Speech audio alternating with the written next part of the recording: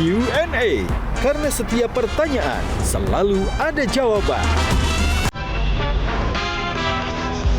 Dipandu oleh Yohana Margareta. Panelis kita hari ini. Gimana caranya bisa membantengi Mas Emil dari perilaku koruptif? Kenapa nggak berani nyalon gubernur di Jawa Timur? Takut nama Ibu Hovifah? Apa merasa masih muda? Apa gimana? Pemimpin perempuan itu haram. Kalau ada yang masih percaya itu dengan pendekatan fikih, apa itu jawabannya? Tempat kencan pertama yang paling berkesan. Yang pertama atau yang berkesan nih? Yang paling berkesan. Satu, jangan mendewakan kemenangan. Terus kamu macam-macam, terus kenapa-napa, aku tuh juga masih muda gitu, jadi biar tak cari yang lain dulu.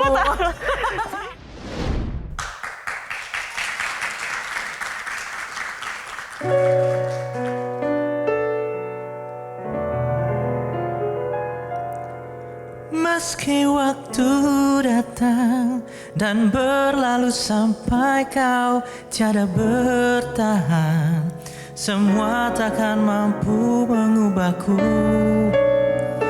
Hanyalah kau yang ada di relungku. Hanyalah dirimu mampu membuatku jatuh dan mencinta. Kau bukan hanya sekedar indah, kau tak akan terganti.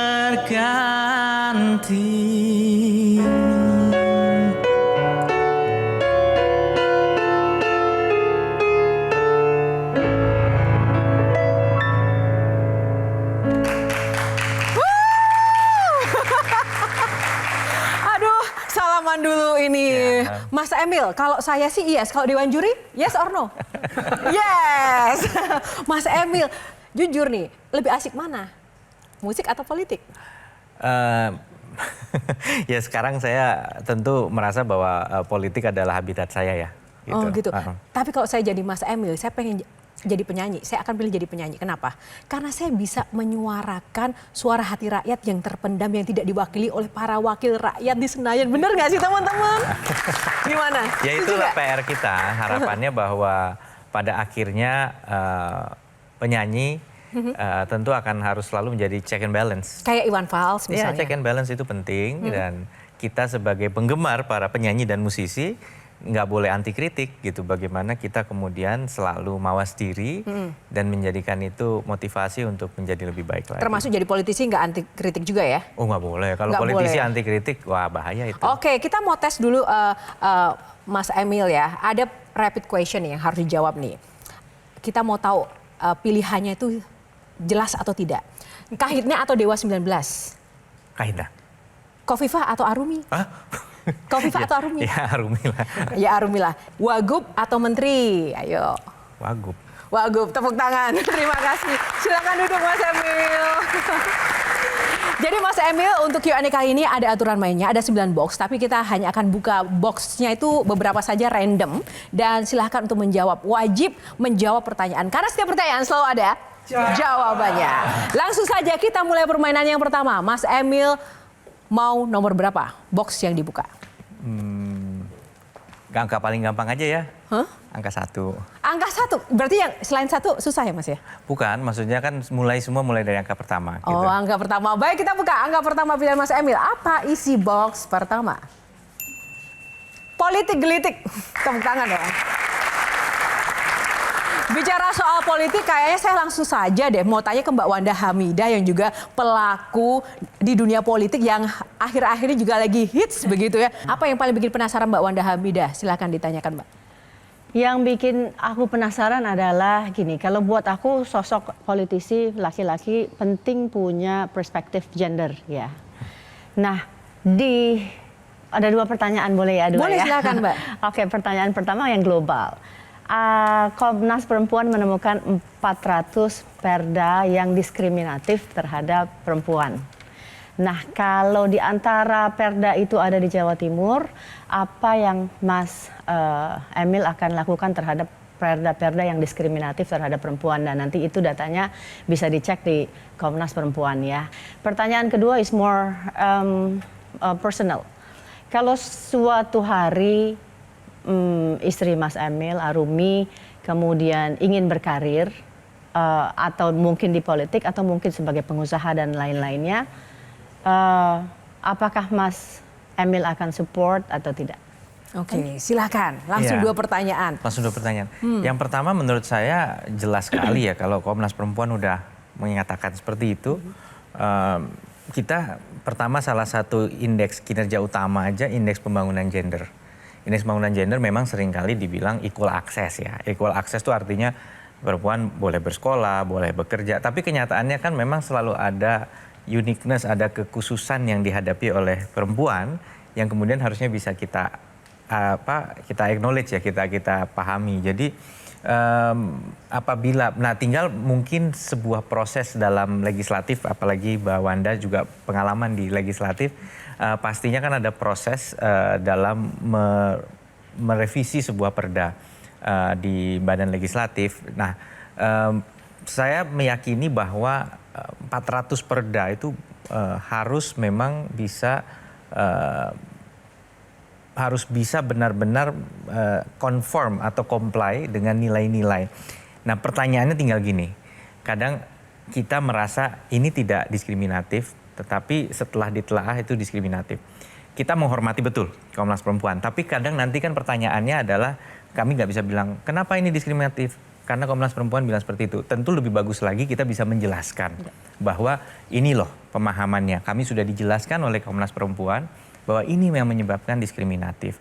Jadi firm, jelas harus ada tindak lanjut, tapi memang proses bahwa kita ingin memahami bukan karena kita mempertanyakan keabsahannya dari apa yang ditemukan Komnas, tapi lebih kepada harus kami dalam proses legislasi, si eksekutif ini yang harus menjelaskan kenapa mengusulkan perubahan perda. Gitu. Oke, langsung yang kedua, ngomong-ngomong soal perempuan juga. Tadi menegaskan pertanyaan Mbak Wanda, kalau misalnya Mbak Arumi maju politik, langsung spesifik aja ya Mbak politik Ya, atau misalnya. yang bidang yang lain lah yang dia interest ya, Support passionate nggak? about. Pertama, makanya saya juga menekankan gini bahwa ada yang bilang perempuan tuh buat apa sih sekolah tinggi-tinggi kalau akhirnya nggak kerja. Loh, sekolah itu bukan berarti sekedar untuk kerja, tapi kesempatan untuk memperkuat kemampuan intelektual dan peran sebagai ibu rumah tangga itu juga peran yang sangat penting. Tapi memang sebenarnya hari ini tugas untuk parenting bukan lagi hanya dimiliki oleh ibu saja, tapi juga bapak gitu. Kita harus punya sebuah kekompakan dalam bagaimana membesarkan anak. Ada Arumi dorong sekolah orang tua hebat waktu itu sebagai ketua PKK. Syaratnya untuk bisa lulus, bapaknya harus ikut juga. Kalau bapaknya nggak ikut sekolah orang tua hebat, nggak bisa dikasih lulus gitu. Jadi ini salah satu prasyarat yang kemudian berpengaruh tadi. Saya merasa satu, nasib orang nggak ada yang tahu ya gitu. Saya bagaimana gitu. Kadang ini yang lucu pengalaman. Waktu kita pengen ngasih program asuransi untuk nelayan. Kalau dia kemudian kecelakaan, ini ada asuransi untuk ahli waris istrinya. Supaya kalau dia kecelakaan itu ahli warisnya dapat santunan. Ada yang nggak mau. Kenapa? Nanti istri saya uang itu malah dipakai untuk nikah lagi gitu. Saya bilang, loh, kebalik saya bilang. Justru kemandirian keluarga diperoleh pada saat apabila kita kenapa-napa, ada kondisi itu tadi, ada keluarga kita punya akses kepada insurance tadi. Itulah tujuan life insurance, menolong orang yang kita sayangi gitu. Dan nggak harus selalu laki-laki, kadang perempuan melakukan itu. Jadi saya meyakini bahwa sebenarnya memiliki pasangan perempuan yang punya kesempatan untuk menjalankan karirnya itu sesuatu yang sangat penting. Bahwa hari ini pilihan karir kembali kepada istri kita, sepakat kira-kira apa yang mau. Jadi saya tentu akan mendukung. Keputusannya kolektif ya, bukan saya punya veto. Itu prinsip kita nggak ada veto. Karena buat apa? Akhirnya kalau nggak happy, keluarga yang terdampak. Nah itu kalau nggak happy, keluarga yang terdampak. Sudah puas ya Mbak Wanda? Happy Baik, life, terima happy kasih. Oke, pemanasan untuk segmen pertama kita sudahi, namun kita akan jeda dulu. Sesaat lagi Q&A akan kembali karena setiap pertanyaan selalu ada jawaban. Pemimpin perempuan itu haram. Kalau ada yang masih percaya itu dengan pendekatan fikih. Apa itu jawabannya? Kenapa nggak berani nyalon gubernur di Jawa Timur? Takut nama Ibu Hovifah? Apa merasa masih muda? Apa gimana?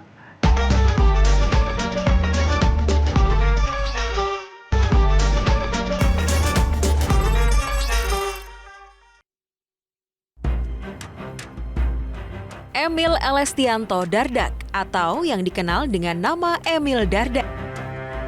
Lahir 20 Mei 1984. Pernah menjabat sebagai Bupati Trenggalek dan Wakil Gubernur Jawa Timur periode 2019 hingga 2024. Emil adalah anak dari Hermanto Dardak, Wakil Menteri Pekerjaan Umum periode 2010 hingga 2014. Emil pernah berkarir sebagai eksekutif muda dan seorang musisi. Bahkan Emil pernah debut dan merilis lagu pada tahun 2009 hingga 2010 bersaing dengan Vidi Aldiano dan Afgan. Di usianya yang ke-22 tahun, Emil menyelesaikan studi S3-nya dan memperoleh gelar doktor jurusan Ekonomi Pembangunan di Ritsumeikan Asia Pacific University, Jepang. Pada 2013, Emil menikahi aktris cantik yang terpaut usia 10 tahun, Arumi Bachsin. Meski menjadi politisi yang sukses, Emil dan Arumi masih sering makan di pinggir jalan.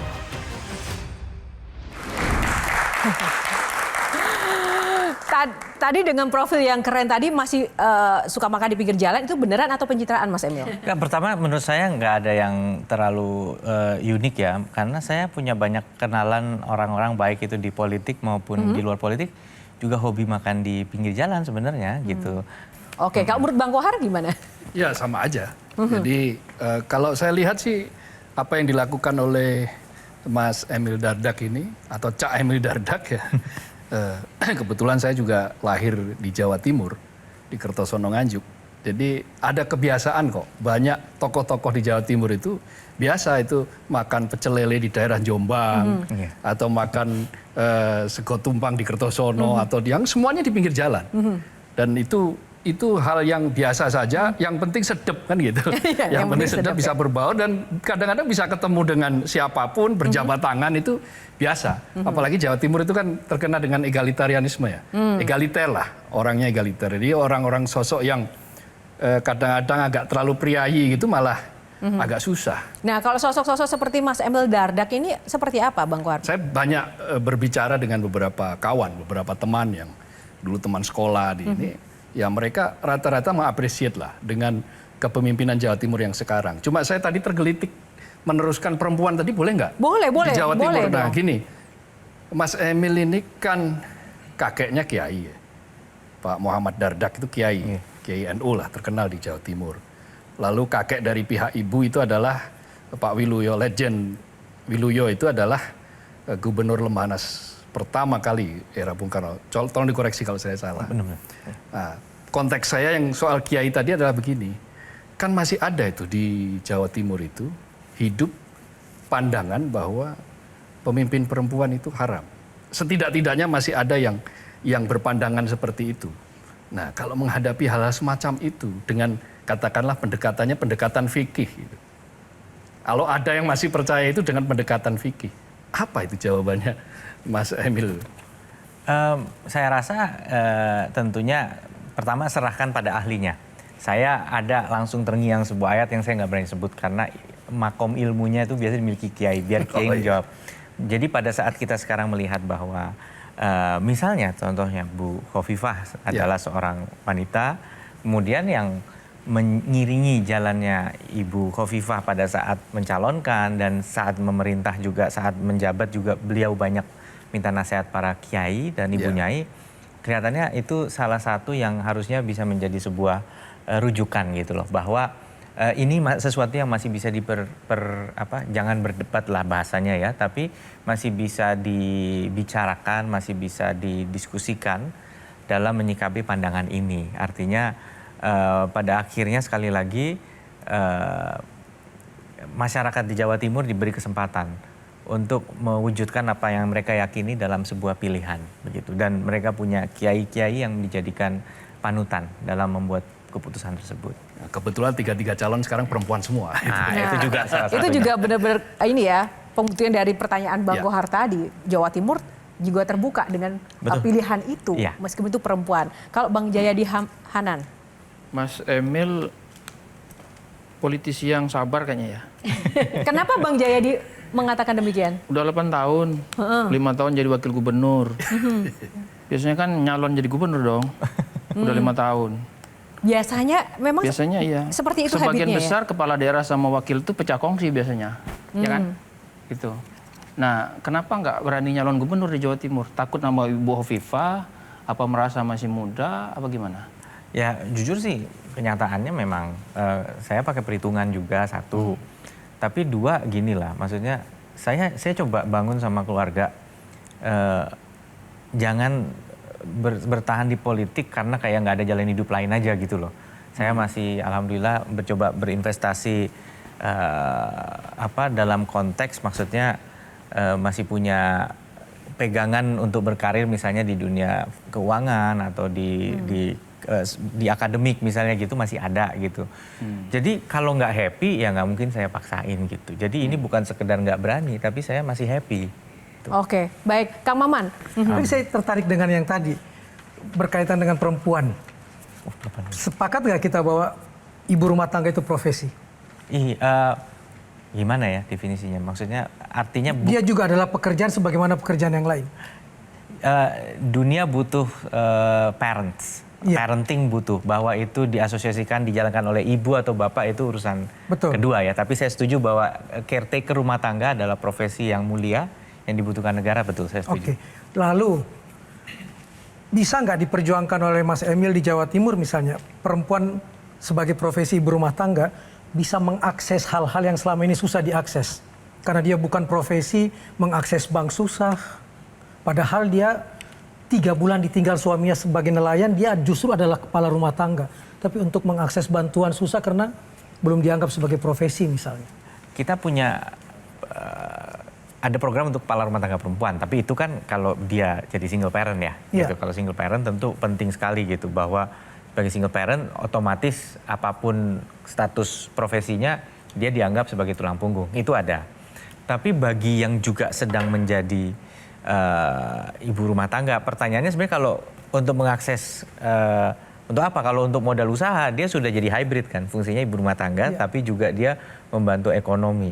Ini yang saya temukan menarik banget dari mulai sejak saya riset S3 di Boyolali tahun 2005. Ternyata penggerak ekonomi di pedesaan tuh kaum perempuan. Betul. Dan yang paling keren tuh memang karena mereka nggak hitungan ya, nggak target hitungan gitu. Jadi apa aja dijalanin untuk membantu ekonomi keluarga. Jadi itu katanya. Jadi sehingga mereka nggak terlalu hitungan, pokoknya semua dijalanin. Itu yang membuat ekonomi di pedesaan hidup. Mereka yang ngangkut barang ke pasar, mereka yang trading di sana gitu. Jadi memang luar biasa sebenarnya peran kaum perempuan. Kalau memang mereka termarginalkan dalam segala akses, yaitu PR betul gitu. Itu kembali lagi tadi kepada apakah karena peraturannya yang satu mendiskriminasi atau justru peraturannya yang tidak bisa memberikan platform yang baik untuk membuka akses. Itu PR kita. Mudah-mudahan di Jawa Timur terjadi. Kenapa guru PAUD gajinya kecil? Karena itu pekerjaan perempuan dan bukan penghasilan utama, cuma penghasilan tambahan suami. Bisa nggak perspektif kita ubah? Harus dirubah dan itu jangan pernah menyerah kalaupun langkah yang kita lakukan itu kelihatannya baby step. Artinya bahwa pertama Jawa Timur kemarin sempat ramai nih. Dan langsung alhamdulillah ya kebetulan karena kami juga masih punya akses ke teman-teman di legislatif ya di DPRD provinsi, mungkin Mbak Wanda sekali lagi pernah pengalaman di DPRD tingkat provinsi juga, itu sempat ramai karena memang PAUD itu sebenarnya kewajibannya di level bupati gitu dan desa, harusnya dana desa itu juga diminta untuk PAUD gitu, tapi akhirnya untuk insentif nih Pemprov ngasih insentif guru PAUD, jadi udah real nih. Kenapa? Itu bentuk penghormatan kami. Harusnya kan Ingarso Sungtulodo dong. Betul. Kalau provinsinya ngasih, bawa ikut gitu. Nah akhirnya kan kita bilang tiba-tiba sekarang tuh ada undang-undang hubungan keuangan pemerintah daerah. Dibalik nih pajak kendaraan bermotor yang katakanlah nih angka kasarnya pemerintah provinsi biasanya dapat 70% kemudian 30% dibagi kabupaten kota, ini diputer. Sekarang kabupaten kota dapat sekitar 65-nya, 35-nya ke provinsi. Dan ini berdampak mungkin hampir 4 triliun pengurangan PAD di Jawa Timur. Pasti kan harus kita tata lagi nih yang kita sifatnya ingat sesung tulodo. Tapi karena kemudian ini menimbulkan kekhawatiran besar, ya itu kita tunda, tidak dilakukan rasionalisasi gitu. Karena pentingnya tadi bahwa oke, kita cari ruang-ruang efisiensi yang lain lah gitu. Jangan dulu guru PAUD ini udah kasihan banget gitu.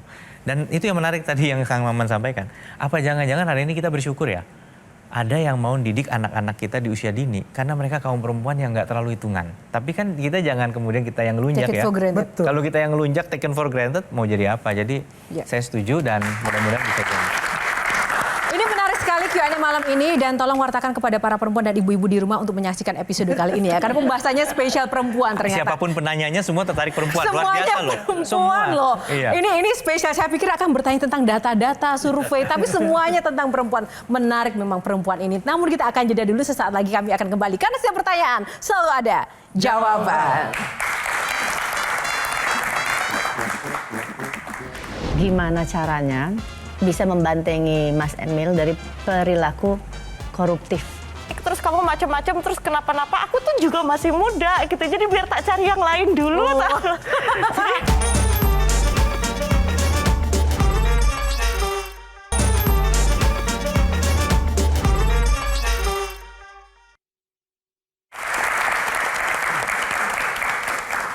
Kembali di Q&A, saatnya kita buka box. Tadi sudah diawali dengan box yang cukup panas tentang perempuan. Saatnya kita buka box yang kedua. Ini box tentang apa lagi? Silakan, Mas Emil.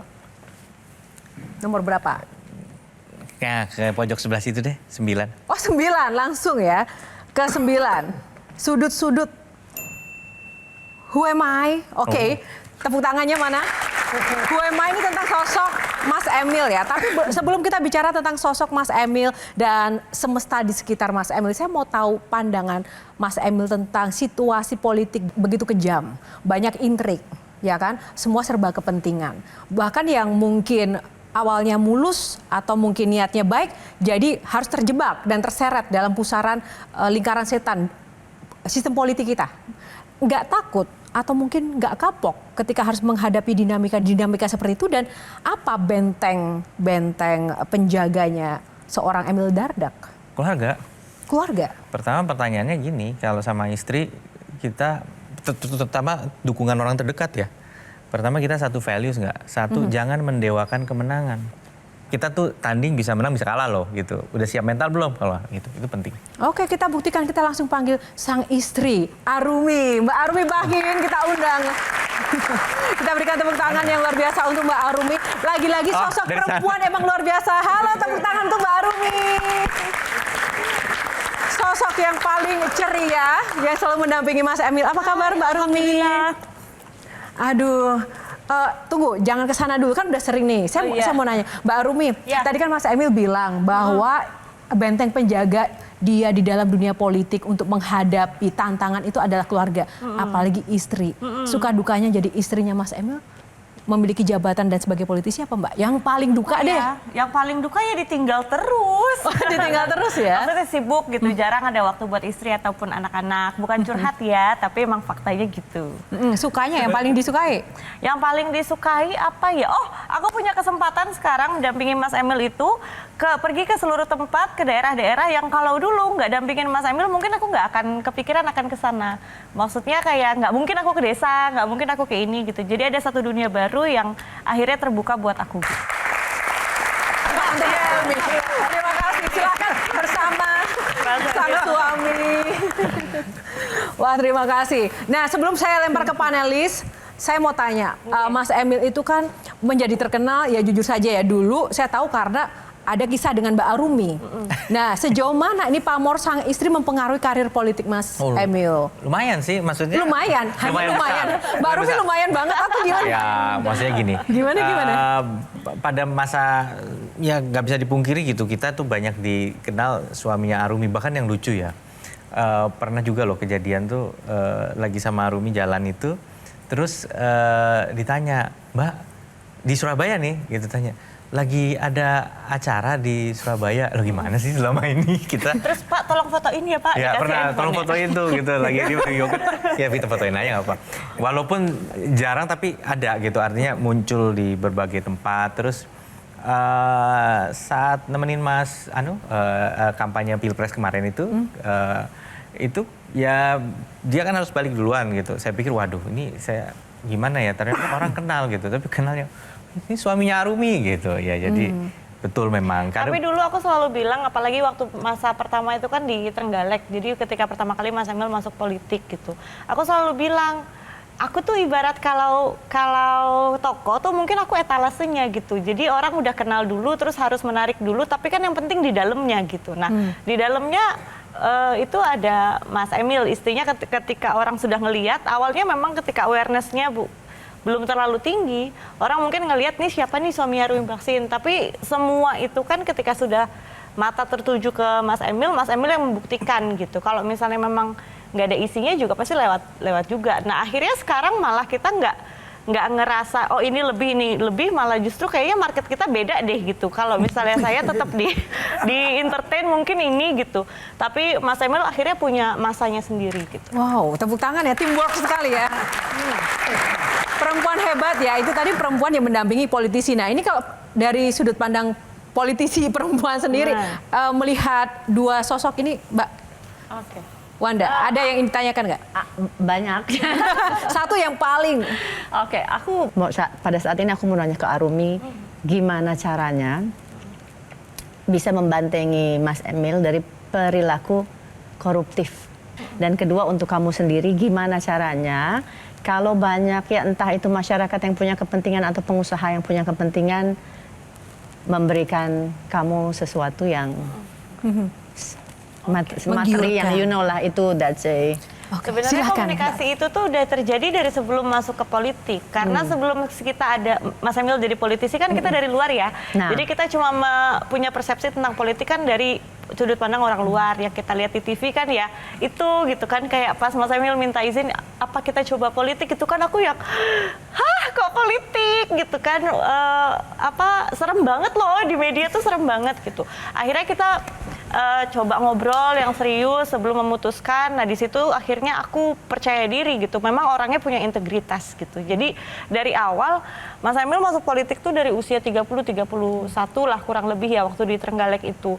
Menurutku kita tuh masih terlalu panjang gitu loh. Kalau misalnya kita mau macam-macam gitu. Jadi kalau kamu yakinin aku dulu kalau misalnya masuk politik terus kamu macam-macam terus kenapa-napa, aku tuh juga masih muda gitu. Jadi biar tak cari yang lain dulu. Tapi beneran itu salah satu ketakutan terbesar gitu. Tapi pada saat itu dia berhasil meyakini bahwa ya ini benar-benar calling gitu. Jadi bukan karena ada ini dan akhirnya itu harus di cross check terus tuh. Apalagi kalau misalnya ada tadi itu bener banget itu terjadi gitu. Kalau di Mas Emilnya sendiri dia bisa bentengin diri sendiri ya, yang kadang-kadang polos tuh dan nggak ngerti aku kan gitu. Jadi kayak pentingnya di komunikasi. Oke, Bang Jayadi dulu nih. Masih terkait dengan itu ya, Mbak Arumi masih melakukan aktivitasnya di dunia entertain ya? Seadanya aja tapi. Iya. Seandainya Mas Emil juga sukses di dunia entertain seperti Mbak Arumi gitu, kira-kira dia lebih kaya dari sekarang apa? Iya. Artinya dunia entertainment itu bisa membuat lebih kaya dibandingkan di dunia politik. Iya. Kok iyanya kok semangat banget, Mbak? Kayak merasakan sebuah kegundahan. Saya tuh merasa jantungnya Mas Emil tuh sampai kedengaran deg-degannya di sini karena saya kan orangnya agak ceplos-ceplos, jadi kadang-kadang nggak tahu nih kalau apa yang boleh dan nggak boleh diomongin kan. Tapi kalau menurut hemat saya ya, yang seharusnya gitu memang lebih fleksibel, lebih di dunia entertainment di ya? entertain. Sebelum selanjutnya ke Kang Maman, silahkan Kang Maman. Saya sering diundang ke daerah-daerah sebagai pegiat literasi. Selalu saya nanya, saya akan berbicara dengan siapa? Waktu itu diajak ke Jawa Timur. Dengan Bunda Literasi dan Bunda PAUD sekaligus, itu kan menempel di jabatan nih. Saya paling sebel kalau melihat kalimat itu karena biasanya balihonya gede, begitu acara orangnya nggak datang, diwakili. Tapi waktu dengan beliau datang dan saya masih underestimate, bisa nggak dia ngomong atau cuman baca. Ternyata dia sama sekali nggak baca dan bisa menjelaskan tentang stunting dan susu itu bukan kental manis itu bukan susu dan lain sebagainya, dan dia bisa membicarakan angka-angka.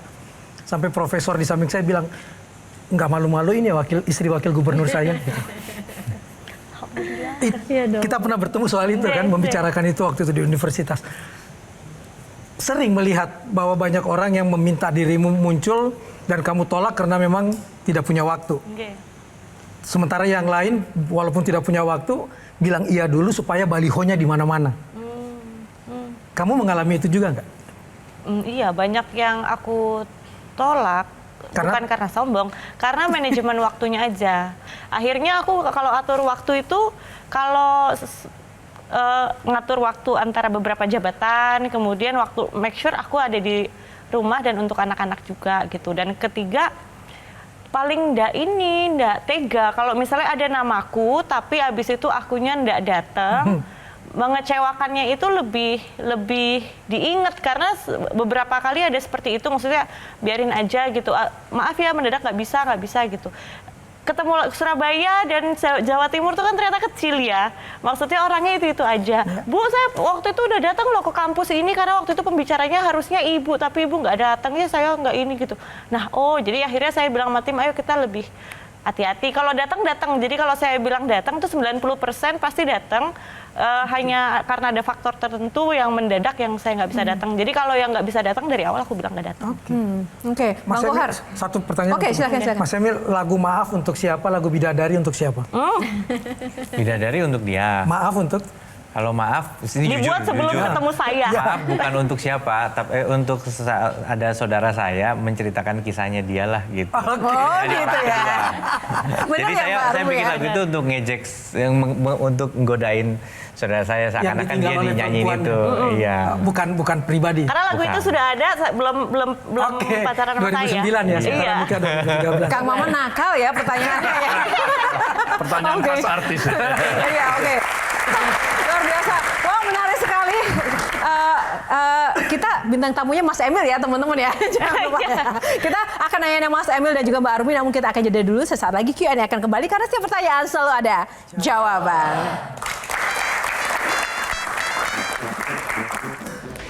Tempat kencan pertama yang paling berkesan. Yang pertama atau yang berkesan nih? Yang paling berkesan. Yang paling berkesan. Yang paling disukai oleh Mas Emil terhadap Bu Hovifah.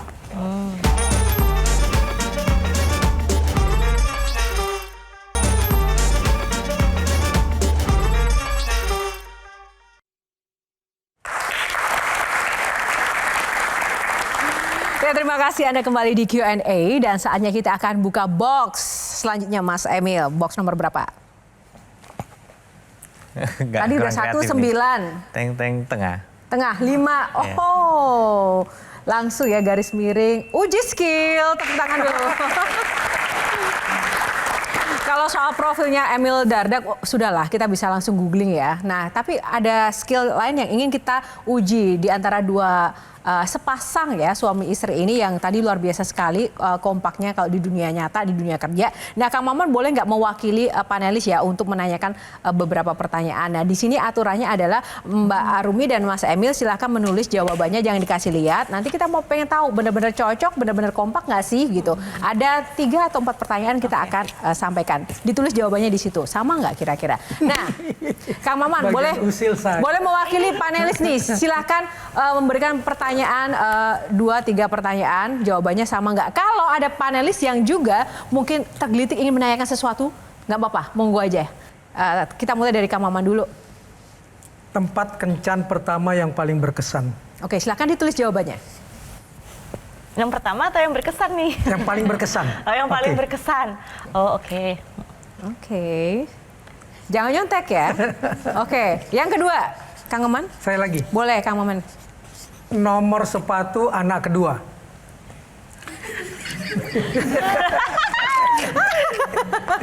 Oke, yang ketiga. Apa makanan khas Jawa Timur yang disukai Emil? Sepakat menambah momongan atau tidak? Wow, sudah 3. Apakah mau lagi gitu kan? Bang Jayadi, ada pertanyaan Bang? Yang paling disukai oleh Mas Emil terhadap Bu Hovifah.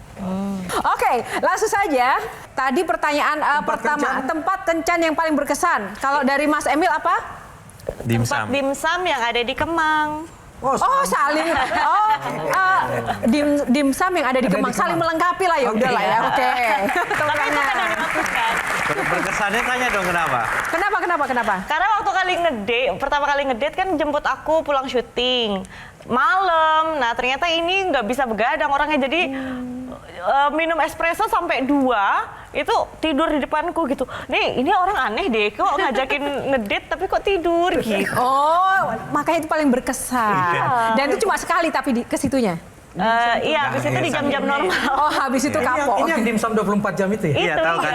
Oh iya. Pernah ya Kak Maman kayaknya juga sering ya ke situ. Oke, yang kedua. Nomor sepatu anak. Kedua. Udah tahu pasti kita nggak bisa jawab. 37. Wah. Nggak bisa jawab Saya nih. nggak bisa jawab.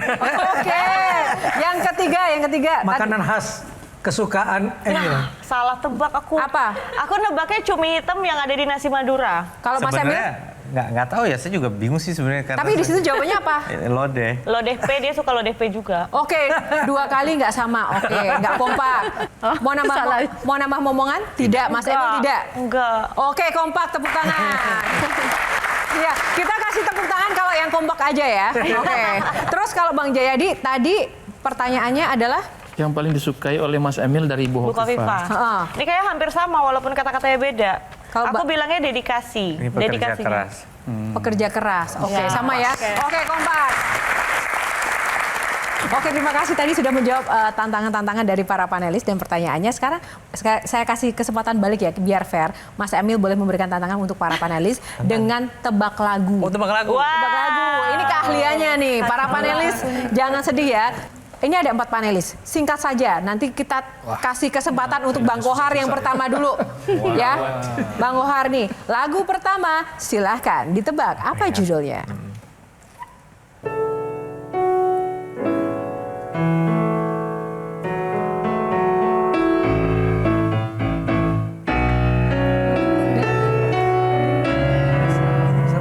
Ada yang tahu? Krisya. Lagunya Krisya, Mbak. Judulnya? Cinta. Cinta. Bang Kohar menjawab. Cinta, benar? Hampir benar. Hampir. Mbak Wanda? Nggak tahu. Ya tahu. Dari hati. Ya apa itu judulnya? Asmara, you know? Bang Jayadi? Dari hasil penelitian nada? Oke. Iya kan? Sebenarnya udah benar, cuman kurang Cintaku. punya aja. Oke, yang benar apa itu? Boleh refrennya? Cintaku. Cinta akan ku berikan bagi hatimu yang damai. Cintaku. Nah, Cintaku. Cintaku, kurangku. Tepuk tangan buat panelis. Aduh, panelis. Walaupun jadi politisi memang harus ada seninya kali ya, biar rileks gitu kan. Iya, langsung saja yang kedua, Mas Emil, soalnya kayaknya ini para panelis kita tidak into the music kali ya. Langsung Coba refnya. lagu yang mudah, yang kedua. Panelis, ayo harus dong. yang muda. Jangan justru. Oh jangan. Karena udah menang. Lagu Ini yang kedua. mudanya Mas Jayadi. Lagu kedua.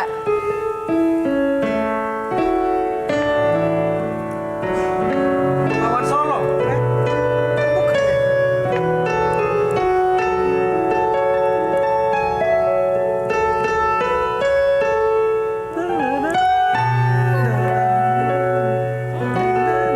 Panelis. Ayo panelis. Di bawah sinar bulan purnama. Ya. Oh, tunggu. Yang jawab yang senandung refrennya gimana? Di bawah sinar bulan. Iya. Aku belum Lanjut Bang Kohar. Oke, tepuk tangan. Mas Emil, Dardak terima kasih kasih untuk waktunya spesial di Q&A, dapat bonus lagu-lagu yang istimewa. Semoga karirnya sukses dan pesan-pesan dan harapan masyarakat benar-benar bisa ditampung, dan juga Mas Emil tidak hanya bisa menyuarakan suara Kahitna atau artis-artis favoritnya, tapi suara rakyat juga bisa didengarkan dan juga benar-benar dilindungi hak-hak masyarakat. Tepuk tangan untuk Mas Emil Dardak. Terima kasih. Dan terima kasih untuk Anda pemirsa yang sudah setia dengan Q&A pada malam hari ini. Semoga episode kali ini menginspirasi Anda semuanya. Kami undur diri dulu, Yohana Margareta dan juga teman-teman yang ada di Q&A kali ini mengucapkan terima kasih atas kebersamaan Anda. Dan jangan kemana-mana, penampilan persembahan terakhir dari Emil Dardak untuk Anda semuanya. Sampai jumpa. Silakan Mas Emil.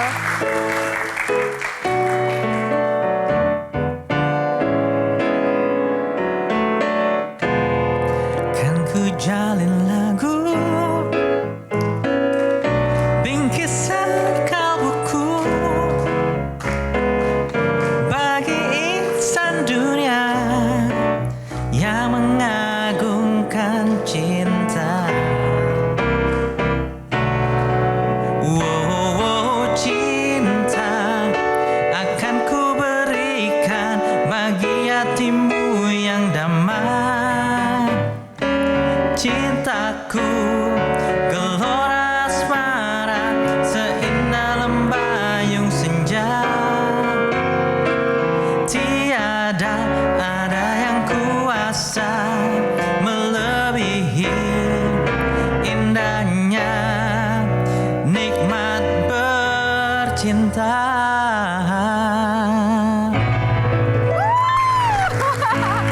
Terima kasih. Sampai jumpa. Metro TV. Jelajahi cara baru mendapatkan informasi. Download Metro TV Extend sekarang.